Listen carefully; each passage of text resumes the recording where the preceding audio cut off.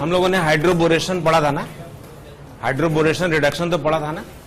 तो उसमें आपने देखा था कि बोरॉन ऑक्टेट इनकम्प्लीट रखता है और हाइड्राइड में इसमें SBH में इसका कंप्लीट ऑक्टेट है, यहां से H- निकलता है। लेकिन ये H- लाह की अपेक्षा थोड़ा माइल्ड है, ठीक है ना, ठीक है ना। इसके फंक्शंस बिल्कुल लाह के जैसे हैं, फंक्शंस लाइक दैट ऑफ लाह, वीकर देन लाह।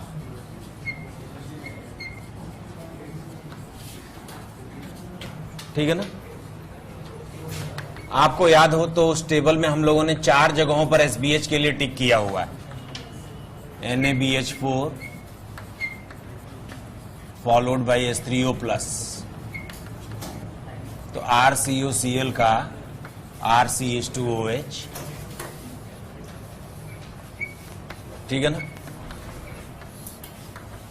एल्डिहाइड का प्राइमरी अल्कोहल, कीटोन का सेकेंडरी अल्कोहल, ठीक है ना। और RX का RH, ये SN1 से होता है, इसीलिए 321 का ऑर्डर, ठीक है ना। SBH is very weak, SBH बहुत वीक है, ये केवल इन 4 जगहों पर रिडक्शन कर पाता है। हम लोगों ने टेबल में 4 जगहों पर टिक किया हुआ है SBH के लिए, हमारी लिस्ट में वीकेस्ट यही है, ठीक है ना। बात समझ में आ रही है। एग्जाम्पल के लिए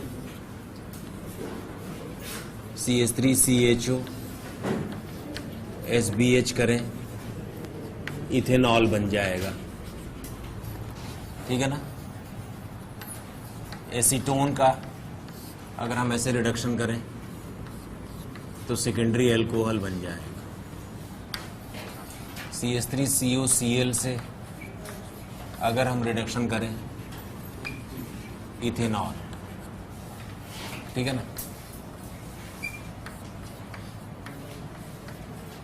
अगर हम टर्शरी एल्काइल क्लोराइड का रिडक्शन करें तो टर्शरी एल्केन बन जाएगा।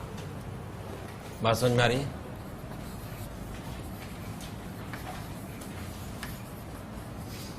इसको जरा देखो, अगर हम इसमें SBH करें, यानी कि पहले NaBH4 फॉलोड बाय H3O+ करें, तो ये एक एल्कोहल बनेगा जिसमें जो कार्बन है वो कायरल है, क्यों, तो इसलिए ये एक प्लस माइनस मिक्सचर होगा,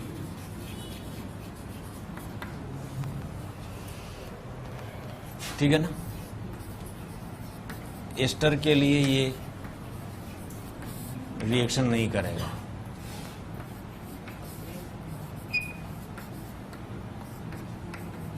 किसी एसिड के लिए ये काम नहीं आएगा, एमाइड को भी ये रिड्यूस नहीं करेगा, ठीक है ना। एक क्वेश्चन है, NCERT से लिया है, NCERT से एक क्वेश्चन लिया है। इधर की ओर है लाह और इधर की ओर है SBH। बोलो, क्या हम दोनों में सेम प्रोडक्ट पाएंगे? नहीं। लाह क्या करेगा? एस्टर को भी रिड्यूस करेगा और कीटोन को भी रिड्यूस करेगा, जबकि SBH क्या करेगा बेटा, बोलो? केवल कीटोन को ही रिड्यूस करेगा। ये NCERT का क्वेश्चन है, ठीक है ना। NCERT में एल्डिहाइड कीटोन्स नाम से एक चैप्टर है, वहां पर ये क्वेश्चन है।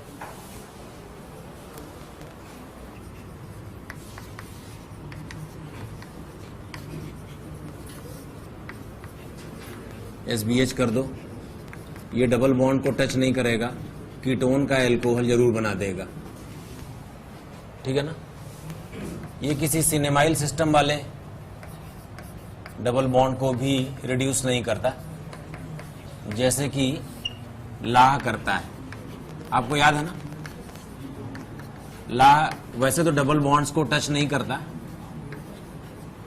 लेकिन अगर कोई ऐसा डबल बॉन्ड हो जो फिनाइल और कार्बोनाइल के बीच में हो तो लिथियम एल्यूमिनियम हाइड्राइड से रिड्यूस हो जाता है, SBH से नहीं होता।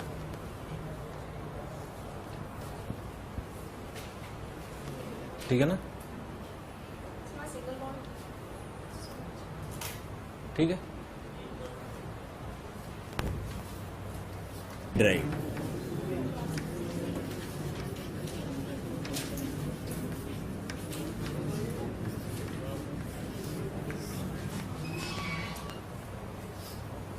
ठीक है ना? ये भी एल्काइल हैलाइडों को खासतौर पर ये रिड्यूस करता है।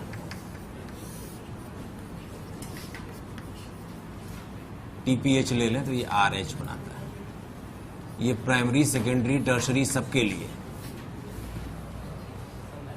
देखो, अगर हम स्ट्रेंथ की बात करें ना, रिड्यूसिंग स्ट्रेंथ की बात करें तो लाह सबसे ज्यादा, फिर TPH आता है और SBH सबसे कमजोर है। हाइड्राइड डोनेशन के मामले में ये केवल प्राइमरी, सेकेंडरी एल्काइल हैलाइड को रिड्यूस करता है SN2 से, टर्शरी के लिए E2 बना देता है। ठीक है ना? ये तीनों को रिड्यूस करता है। ये टर्शरी और सेकेंडरी को करता है, प्राइमरी के लिए कमजोर है क्योंकि SN1 से करता है। समझ में आई बात? तो ये एक बड़ा स्पेसिफिक रिड्यूसिंग एजेंट है जो तीनों के लिए करता है।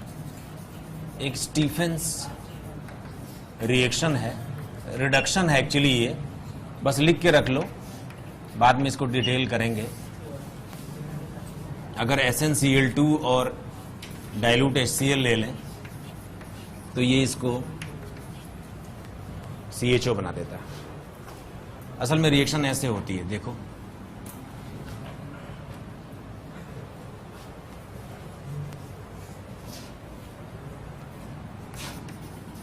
SnCl2 और 2H+ जो है ना, 2HCl लेकर SnCl4 बना लेता और H+ निकल जाता है। ये H+ क्या करता है ना,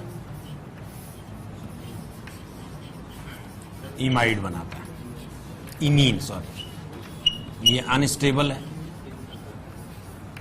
तो H2O से रिएक्शन करके साइनाइड को CHO पर लाकर रोकना बहुत मुश्किल है, ये कर लेता है। ठीक है ना? क्योंकि साइनाइड जो है ना वो एमाइन में कन्वर्ट होता है, रिडक्शन के बाद एमाइन बनाता है। ठीक है ना?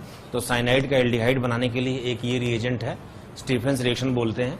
एल्डिहाइड की प्रिपरेशन में भी ये रिएक्शन फिर से पढ़ेंगे हम वापस एक बार।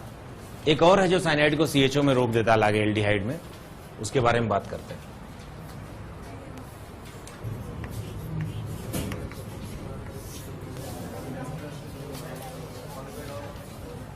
ये है डाई आइसोब्यूटाइल एल्यूमिनियम हाइड्राइड।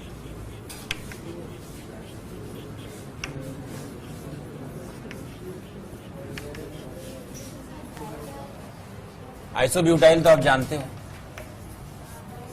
ठीक है ना? इससे H- मिलता है, माइल्ड है, ये लाह की तरह काम करता है, functions like La, like that of La, weaker than La.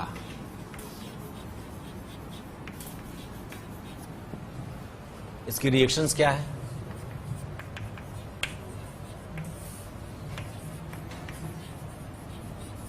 Ester को ये भी अल्कोहल में कन्वर्ट करता है,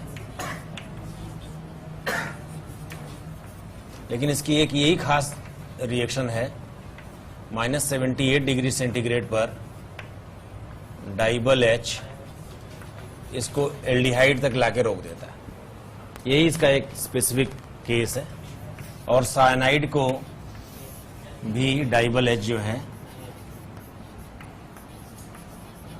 CHO बना के रोक देता है। ठीक है ना?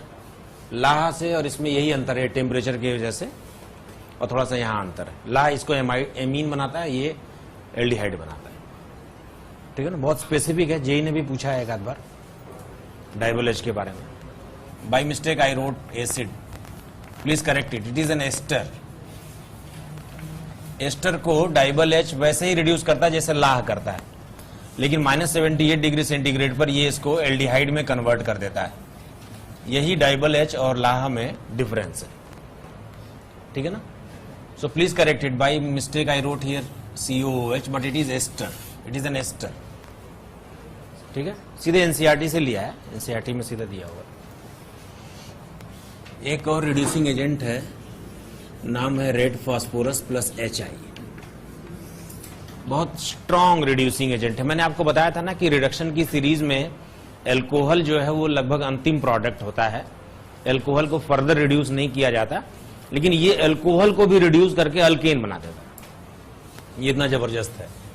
जितने भी ग्रुप्स हैं, COOH, CHO group, ketone group, cyanide या OH, इन सबको रेड PHI जो है वो अल्केन में कन्वर्ट करता है, अल्केन में कन्वर्ट करता है, ठीक है ना। COCl भी, ऑफ कोर्स COCl भी इसी लिस्ट में शामिल कर लो। चलो जैसे मैंने ले लिया RCOCl, ठीक है ना।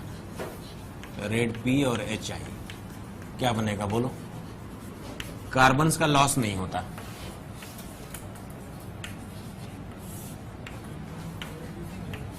हाँ बेटा, हाँ इसको फर्दर रिड्यूस कर देगा अगर आपने ज्यादा लिया है तो। नहीं, ये तो मैंने गलती ही कर दी, एक्चुअली यहीं तक जाके रुकेगी ये रिएक्शन। ये रेड PHI जो है ना, इसको यहां तक ले जाएगा, इसको ले ही जाएगा, एक्चुअली ये अल्केन तक ही ले जाएगा। जैसे ये है ना, इसको अल्केन बनाएगा। या मान लो आपने एल्कोहल ले लिया, इसको भी अल्केन ही बनाएगा। आपने कीटोन ले लिया, इसको भी फाइनली ये अल्केन ही बनाएगा, ठीक है ना। साइनाइड का भी अल्केन बनाता है, सीधा अल्केन तक ले जाएगा, ठीक है।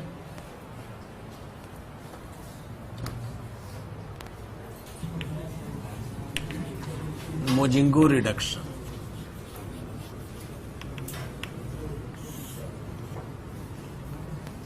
क्या होता है अगर आपने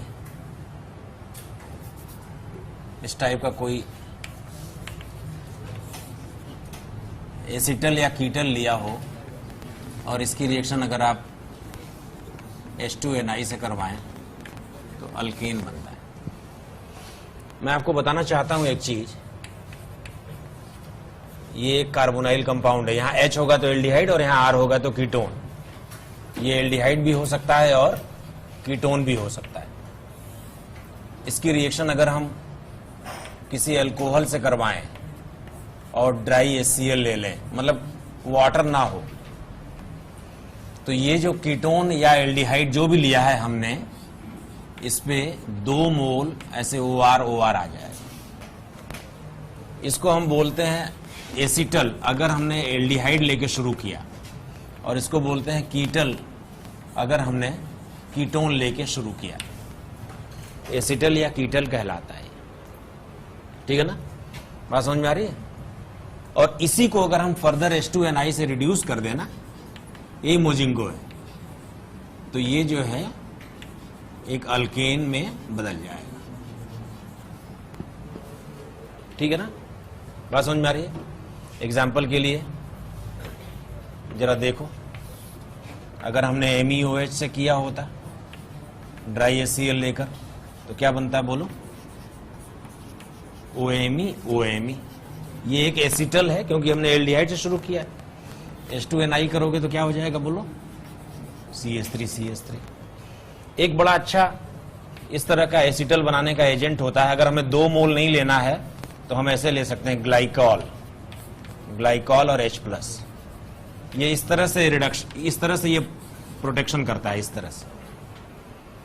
ये भी एसिटल ही है। बात समझ में आ रही है। हम इसकी जगह पर डाइथायोल ले सकते हैं,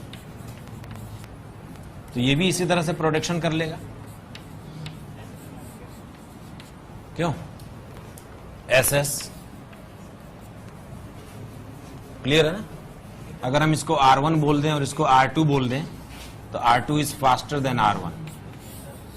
सल्फर वाला ज्यादा फास्ट होता है।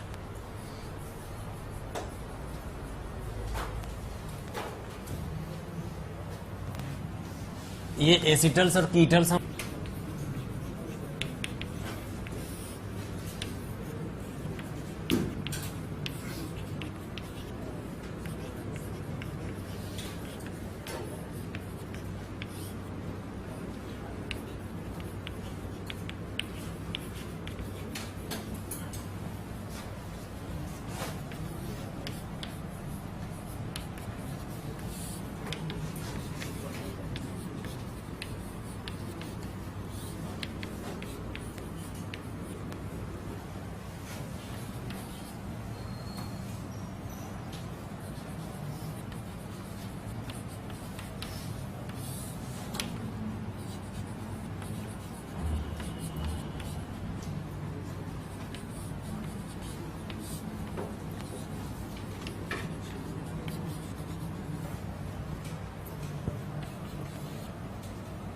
हम इसको ऐसे भी कर सकते थे। देखो C डबल बॉन्ड O है ना, अगर हम OH OH ले लें प्लस H प्लस ले लें,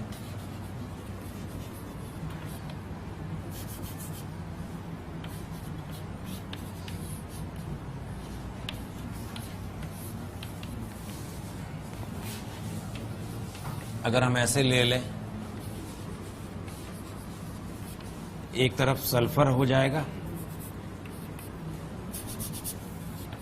एक तरफ सल्फर हो जाए, एक तरफ O हो जाए, तो भी यही बन जाएगा।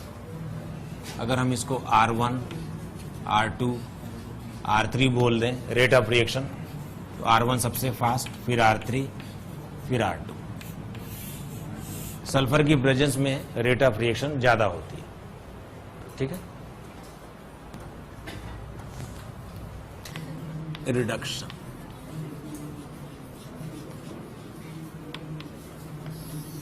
MPV रिडक्शन, पूरा नाम है मीयरविंग पॉन्ड्रॉफ Worli.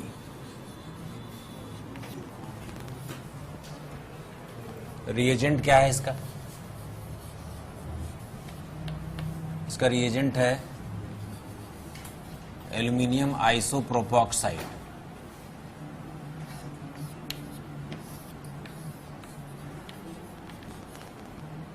This is aluminium isopropoxide plus isopropyl alcohol।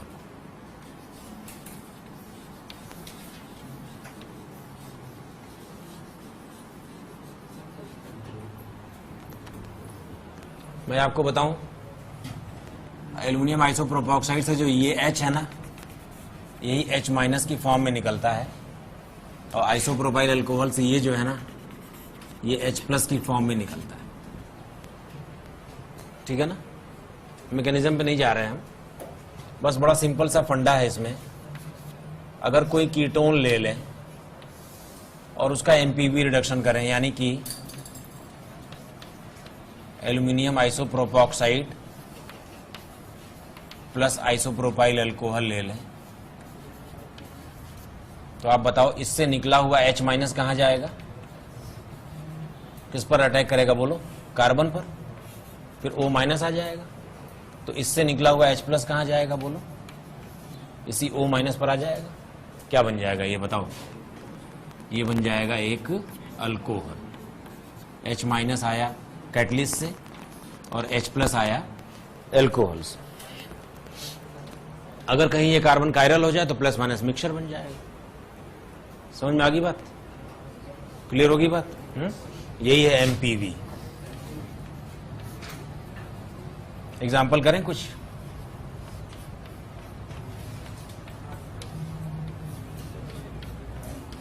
बताओ क्या हो जाएगा बोलो? ये OH हो जाना है बस।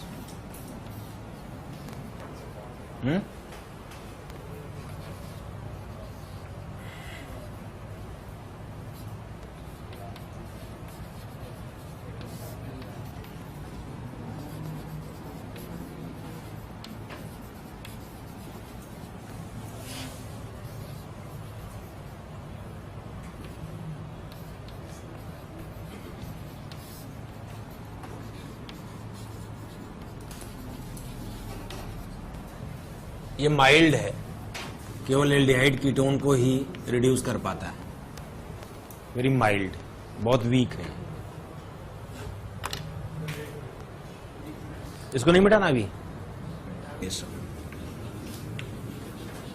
ओपेनियर ऑक्सीडेशन बोलते हैं इसको, oxidation.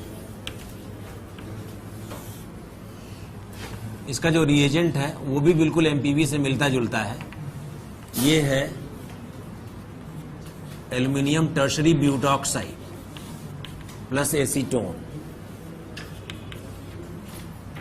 This is aluminium tertiary butoxide और ये है एसीटोन। ये प्रोटॉन एक्सेप्टर है। जैसे एमपीवी में हमने लिया था प्रोटॉन डोनर आइसोप्रोपाइल अल्कोहल, वैसे ये प्रोटॉन एक्सेप्टर है। And this reaction is reverse of MPV, that's why we are doing it here only.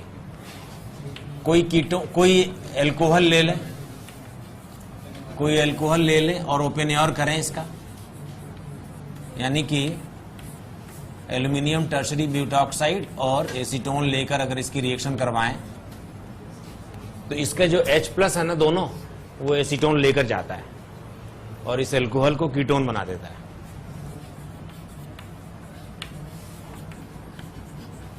और ये खुद एसीटोन खुद मतलब आइसोप्रोपाइल अल्कोहल में कन्वर्ट हो जाता है। That's why acetone behaves like a proton acceptor. बात समझ में आ गई? आप देखें ये एमपीवी का बिल्कुल रिवर्स है। हमने एमपीवी में क्या किया था, इधर से किया था, उसमें एल्यूमिनियम आइसोप्रोपॉक्साइड था, इसमें एल्यूमिनियम टर्शरी ब्यूटॉक्साइड है। ठीक है ना? तो जरा सा कैटलिस्ट के चेंज से रिडक्शन जो है वो ऑक्सीडेशन में कन्वर्ट हो सकता है। And since this reaction is exactly reverse of Oppenauer, reverse of MPV, that's why we are doing it here. Otherwise oxidation we shall do little later. Oxidation हम alkene के साथ पढ़ेंगे, लेकिन क्योंकि ये ओपन एयर जो है वो एमपीवी का जस्ट रिवर्स है, इसलिए इसको यही एमपीवी के साथ ही लिख लेते हैं। ठीक है?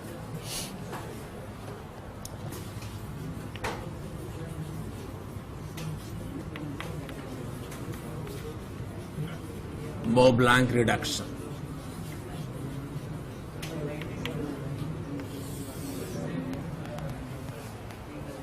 Bourblanc रिडक्शन क्या होता है?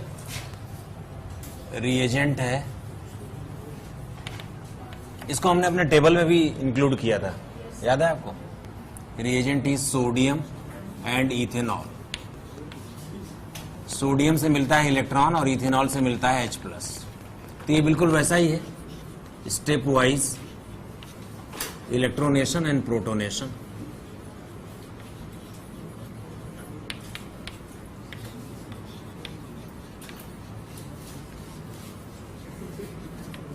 Step wise electronation protonation. कैसे होती है रिएक्शन? एक एस्टर से लेके बताता हूं। एस्टर को अगर हम सोडियम इथेनॉल से ट्रीट कर दें तो इसके दो टुकड़े करके दो एल्कोहल्स बनाता है। मैकेनिज्म देखते हैं इसका, जरा सभी लोग लिखना बंद कर दें और मैकेनिज्म देखें।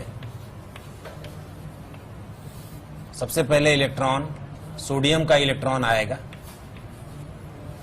और वो इस बॉन्ड को होमोलिटिकली ब्रेक करवाता है और एक कार्बन के ऊपर ये इलेक्ट्रॉन पेयर अप करवा देता है। ठीक है ना? तो ये एक आयन इलेक्ट्रॉन पेयर बनता है।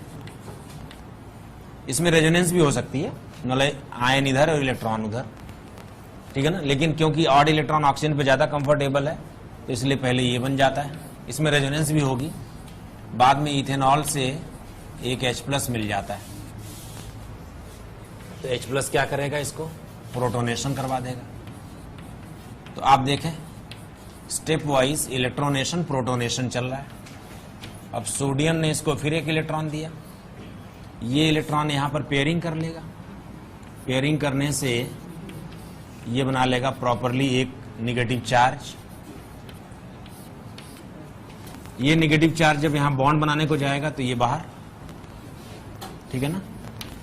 तो R-O- बाहर हो गया, जिसको H+ मिल जाएगा तो ये R-OH बना लेगा। एक प्रोडक्ट मिल चुका है और हमें दूसरा प्रोडक्ट जो मिला वो है एल्डिहाइड, ठीक है ना। अगर हम एल्डिहाइड से रिएक्शन शुरू करते तो यहां से बताता मैं मैकेनिज्म। अब ये सोडियम अपने इलेक्ट्रॉन के इफेक्ट से फिर से इस बॉन्ड को ब्रेक करवाता है होमोलिटिकली, और ये इलेक्ट्रॉन एक जगह पेयरिंग कर देता है, तो यही फिर से हो गया आयन इलेक्ट्रॉन पेयर बन गया, ठीक है ना। अब क्या होगा बोलो, इथेनॉल से H+ आ जाएगा, तो ये बना लेगा RCH2O इलेक्ट्रॉन। फिर क्या होगा बताओ बेटे, सोडियम से इलेक्ट्रॉन आ जाएगा, वही इलेक्ट्रोनेशन प्रोटोनेशन, तब ये बना लेगा RCH2O-। अभी क्या होगा बोलो, अब इथेनॉल से फिर से इसको H+ मिल जाएगा, तो ये बना लेगा RCH2OH।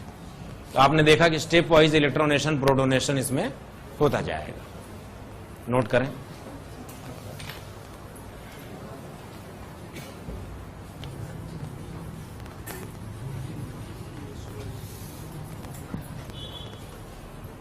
फ्री रेडिकल्स क्या होते हैं, मान लो ये फ्री रेडिकल ले लूं मैं, ट्राइगोनल प्लेनर जैसा होता है ये R, और यहां पर है, यहां पर एक H है और यहां पर एक H है, तो इसमें एक p ऑर्बिटल होती है जिसमें एक अकेला इलेक्ट्रॉन रहता है, एक इलेक्ट्रॉन, ठीक है ना। बात समझ में आई। ये ऐसे है, देखो जरा, ये पेंस देना, ये ऐसे है, ये ट्राइगोनल प्लेनर है ऐसा, this H is coming out and 1 H is going away, और यहां पर एक p ऑर्बिटल है जिसमें अकेला एक सिंगल इलेक्ट्रॉन प्रेजेंट है। होमोलिटिक फिशन से बनता है ये, ठीक है ना। ये कैसे बनता है भाई, होमोलाइटिक फिशन से बनता है, ठीक है ना। यानी कि अगर यहां पर कोई ग्रुप हो जो एक इलेक्ट्रॉन इसको कार्बन को दे जाए और एक इलेक्ट्रॉन लेकर जाए, ठीक है ना, this type of bond breaking is called homolytic fission, या होमोलिसिस भी बोलते हैं इसको। फिशन मतलब होता है बॉन्ड ब्रेकिंग। तो इस G के निकल जाने के बाद ये फ्री रेडिकल बनता है, ठीक है ना। ये एक रिएक्शन इंटरमीडिएट है, इट इज एन इंटरमीडिएट, ठीक है ना, हाईली रिएक्टिव,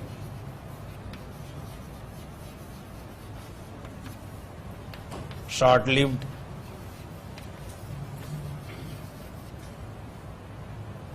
ठीक है ना, sp2 hybridisation, trigonal planar shape.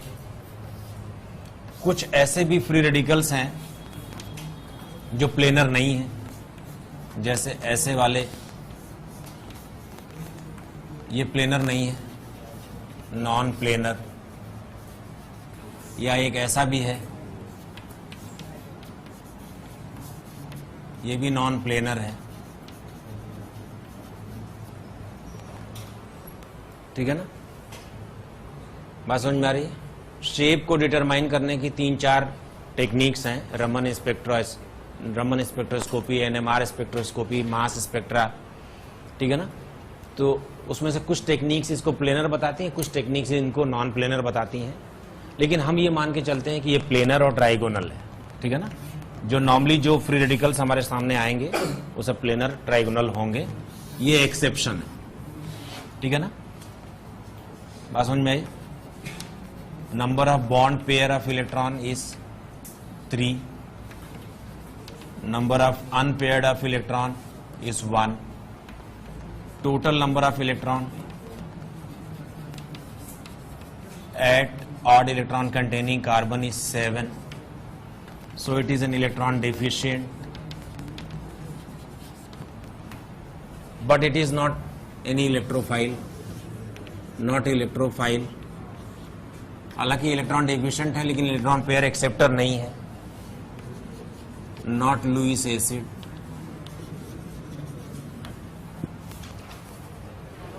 ठीक है ना। Evidence in the support of planarity,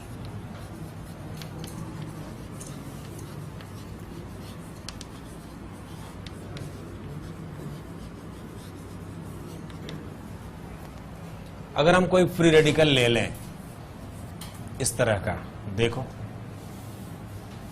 इस तरह का कोई फ्री रेडिकल ले लें, मान लो यहां ड्यूटेरियम है और यहां H, यहां पर एक p ऑर्बिटल है जिसमें एक इलेक्ट्रॉन है, वो इलेक्ट्रॉन इधर भी रह सकता है, इधर भी रह सकता है। अगर ये प्लेनर है और मान लो हमने कोई एक फ्री रेडिकल लिया, कोई एक फ्री रेडिकल इंटरमीडिएट ले लिया, मान लो हमने ले लिया मिथाइल फ्री रेडिकल, जो इसके साथ कंबाइन होकर एक नया कंपाउंड बनाएगा। फ्री रेडिकल हमेशा ऐसे ही रिएजेंट से रिएक्शन करता है जो फ्री रेडिकल हो, जिसके पास एक अनपेयर्ड इलेक्ट्रॉन हो, तो ये अनपेयर्ड और ये अनपेयर्ड इलेक्ट्रॉन मिलकर पेयर हो जाएगा और बॉन्ड बना लेगा, ठीक है ना। तो अगर ये फ्री रेडिकल है और अगर ये प्लेनर है, then this methyl will have equal opportunity to attack from front and back both. क्यों? तो हमें दो तरह के प्रोडक्ट मिलने चाहिए और मिलता भी है। अगर ये फ्रंट से अटैक करता है तो ये ऐसे आ जाता है, ठीक है ना, और अगर ये रियर से अटैक करता है तो ये ऐसे चला जाता है, ठीक है ना। और ये रेसिमिक मिक्सचर का मिलना, रेसिमिक मिक्सचर का मिलना इस बात का सबूत है कि फ्री रेडिकल प्लेनर था। बात समझ में आ रही है? अगर प्लेनर नहीं होता तो इस मिथाइल फ्री रेडिकल को इक्वल अपॉर्चुनिटी नहीं होती दोनों तरफ से अटैक करने की, तो हमें रेसिमाइजेशन ना मिलता, ठीक है ना। बात समझ में आ रही है? Formation of racemic mixture after this reaction is an evidence in the support that free radicals are planar, and that's why reagent free radical is having equal opportunity to attack from upper side and lower side both, and that's why we are getting the racemic mixture. You understand? अगर free radical planar नहीं होता तो इस तरह का racemisation नहीं हो रहा होता। हालांकि कुछ फ्री रेडिकल नॉन प्लेनर पाए गए हैं, ठीक है ना, स्पेक्ट्रोस्कोपी से पता लगा है, लेकिन हम उनको ज्यादा तवज्जो नहीं देते।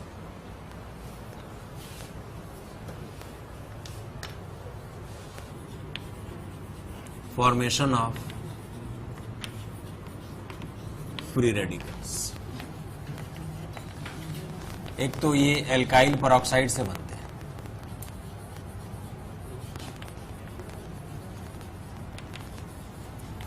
एल्काइल पेरोक्साइड लिंक बड़ा कमजोर होता है, ये तुरंत ही टूट जाता है, ठीक है ना। Since it is a weak bond so it is broken and we get a free radical. Acyl peroxide से भी बनता है,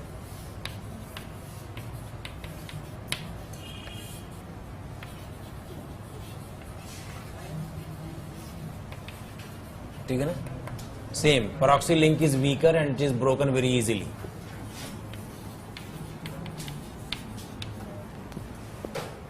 ठीक है ना। एन डबल बॉन्ड एन ले लें, इससे भी बन जाता है।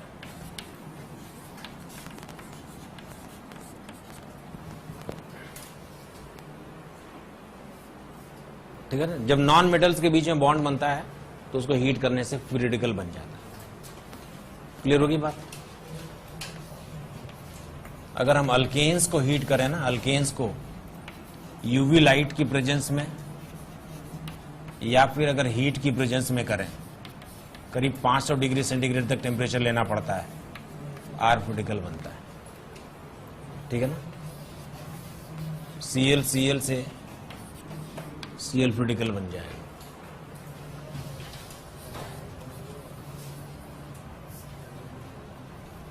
ऐसे का टर्शरी ब्यूटॉक्सी हैलाइड ले लेना तो इस तरह का रेडिकल बनता है।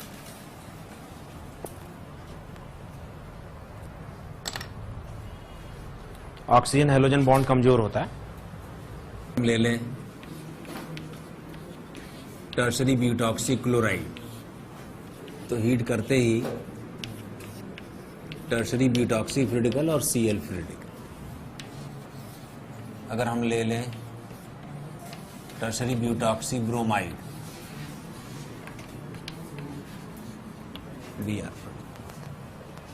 अगर हम आयन ले लें कोई,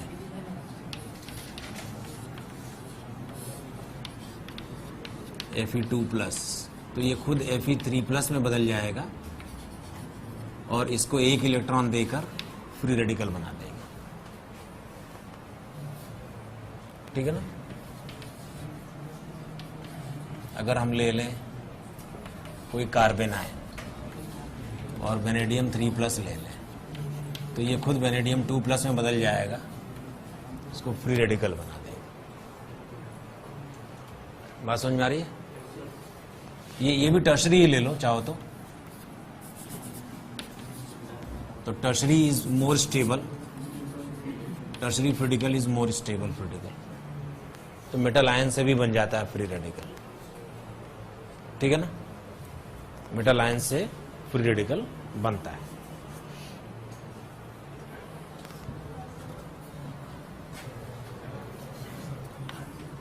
कैटलिस्ट को हम इनिशिएटर्स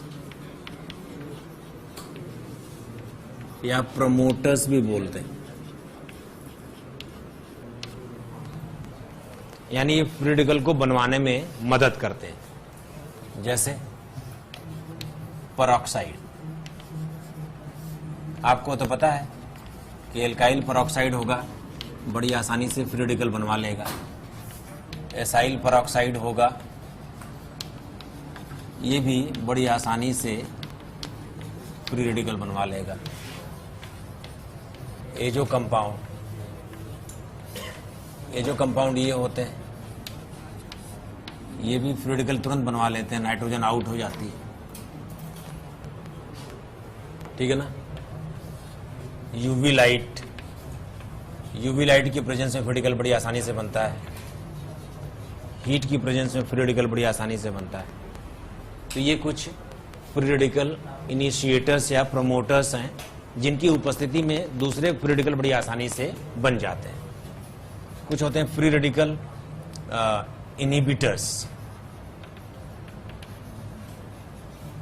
इनहिबिटर्स को स्कैवेंजर्स भी बोलते हैं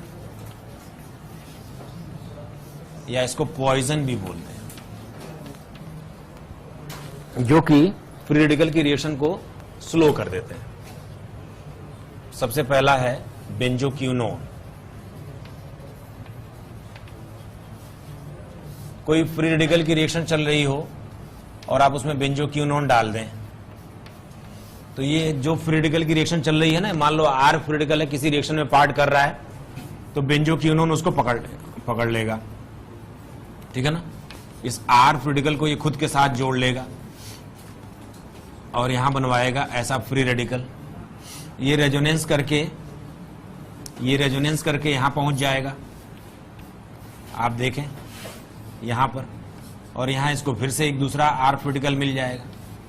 तो इस तरह से बेंजोक्विनोन का एक मोल फ्री रेडिकल के 2 मोल्स को रिएक्शन करने से रोक देगा।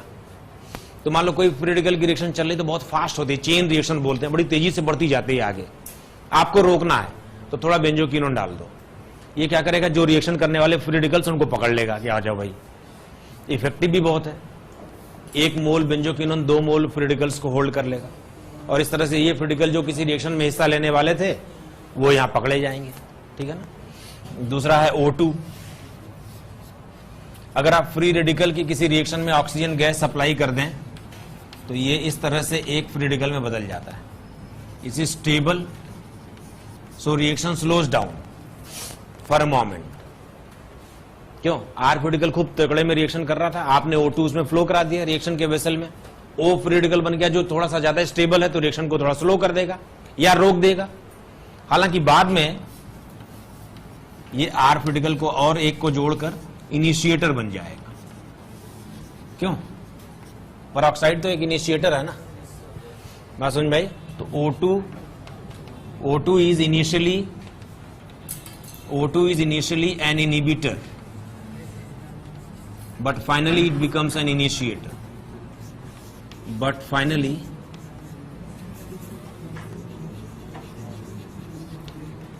It is an initiator.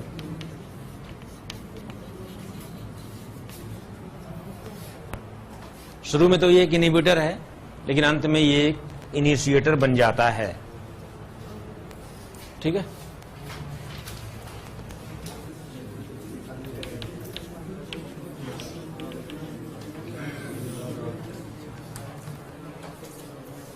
तुम तो जानते हो सबसे ज्यादा स्टेबिलिटी रेजोनेंस से, फिर हाइपर कंजुगेशन से, फिर प्लस आईएस। ठीक है ना। रेजोनेंस की स्टेबिलिटी सबसे ज्यादा। एग्जाम्पल के लिए देखो, जरा मुझे बताओ, अगर हमने टर्सरी फ्री रेडिकल लिया, सेकेंडरी फ्री रेडिकल लिया, प्राइमरी फ्री रेडिकल लिया और मिथाइल फ्री रेडिकल लिया, तो स्टेबिलिटी ऑर्डर बताओ, 321 या 123? बोलो। 321। ये फ्री रेडिकल एक ऐसा एग्जाम्पल है जो प्लस एम से भी स्टेबिलाईज होता है और माइनस एम से भी स्टेबिलाईज होता है, ठीक है ना। कैसे? मान लो हमने ले लिया ये इलेक्ट्रॉन दे के, ठीक है ना, ये प्लस एम से इलेक्ट्रॉन देकर और फ्री रेडिकल को अपने ऊपर रख लेगा, तो ये स्टेबल है। O free radical is more stable than C free radical. अगर मान लो हमने कोई माइनस एम वाला ग्रुप ले लिया, ठीक है ना, तो ये इलेक्ट्रॉन इधर देगा,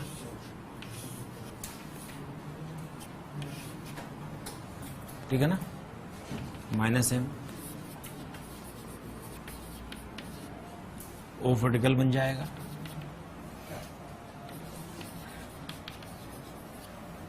तब भी ये ज्यादा स्टेबल है। ओ पर ऑड इलेक्ट्रॉन ज्यादा स्टेबल है एज कंपेयर टू कार्बन पर ऑड इलेक्ट्रॉन। तो free radical is stabilized by both plus M and minus M, very specific.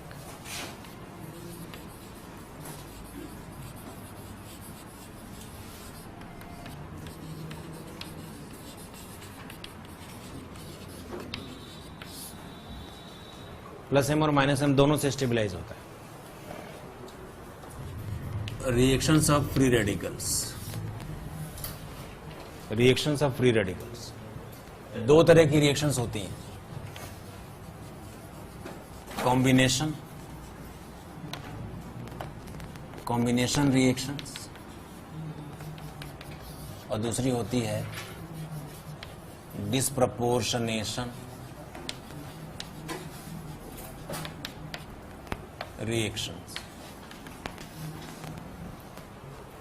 दो फ्री रेडिकल जब आपस में मिलते हैं ना तो बॉन्ड बना के कंबाइंड हो जाते हैं, उसी को कॉम्बिनेशन रिएक्शन बोलते हैं। सबसे पहले पढ़ेंगे कॉम्बिनेशन रिएक्शन। आर आर आपस में मिलके ऐसे अल्केन बनाए, दिस इज कॉम्बिनेशन, ठीक है ना। CH3 CH3,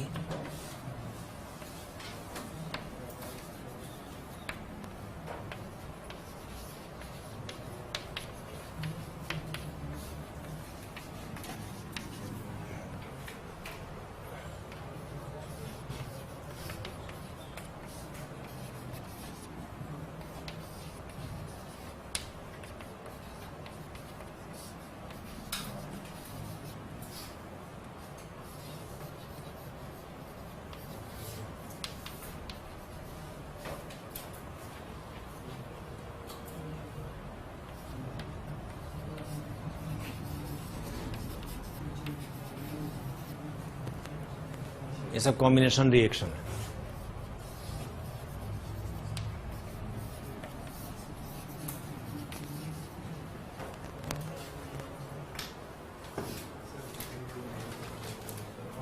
CH3 CH3,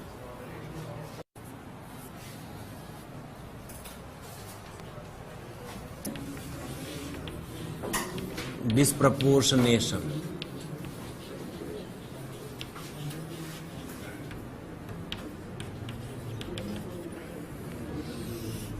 इसमें एक नोट लिखो, for disproportionation reaction alpha H must be present.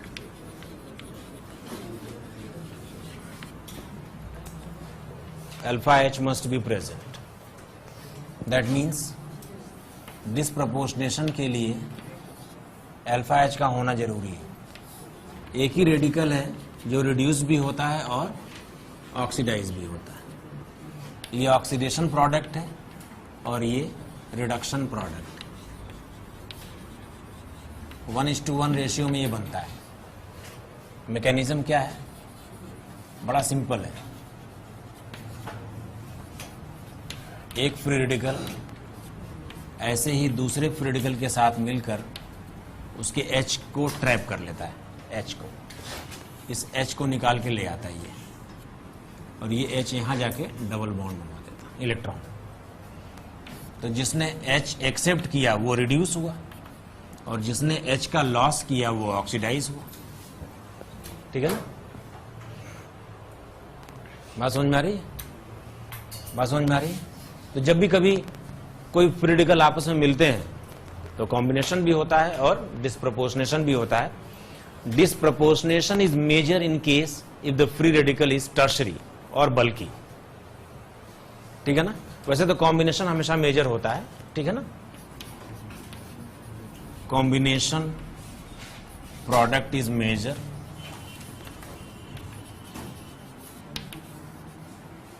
but in case if free radical is tertiary then disproportionation product is major।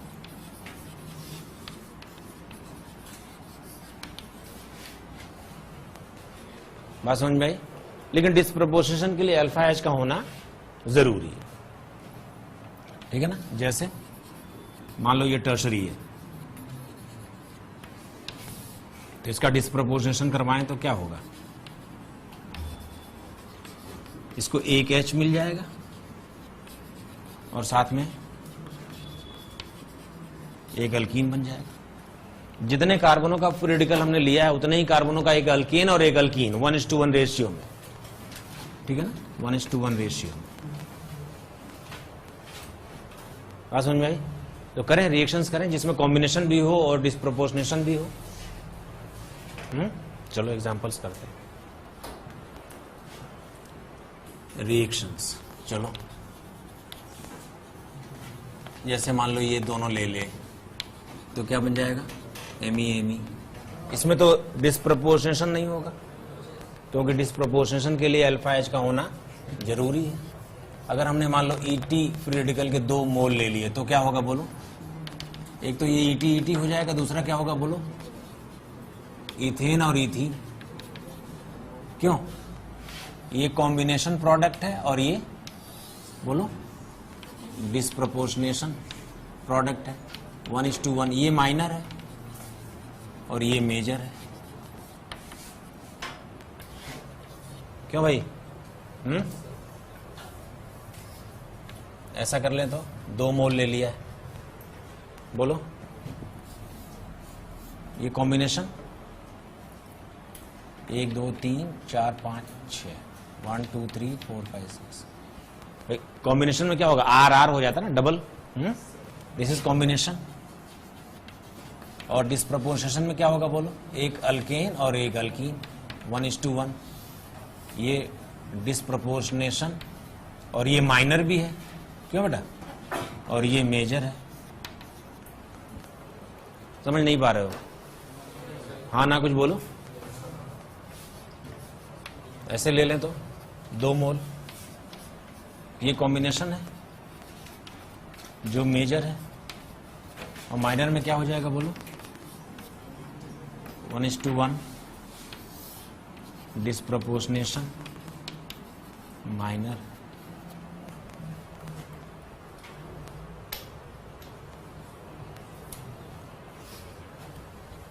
चार कार्बनों वाला ले लो, बोलो बोलो बोलो। 1 2 3 4 5 6 7 8 यही हो जाएगा ना? क्यों बेटा? कॉम्बिनेशन तो यही है ना। और डिस्प्रपोर्शनेशन क्या हो जाएगा? माइनर कौन होगा? ये माइनर है।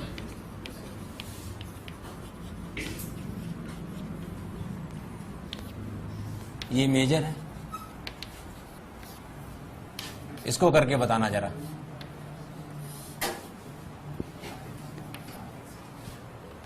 बोलो बोलो।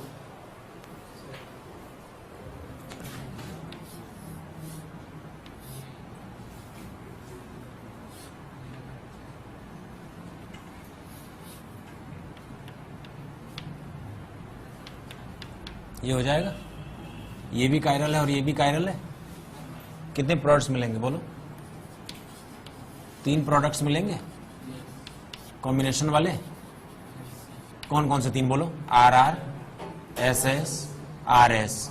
एस आर बोले तो सेम हो जाएगा। और डिस्प्रोपोर्शन में एक तो ब्यूटेन और एक ये सिस ट्रांस और एक ये 4 प्रोडक्ट्स मिल जाएंगे ना। ये माइनर है और ये मेजर है। वो तो देखो, ये हो जाएगा 1 और ये हो जाएगा 1 ना।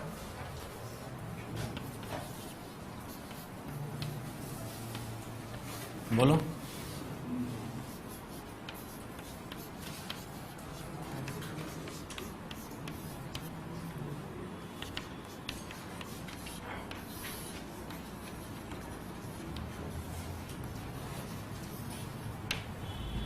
बोलो।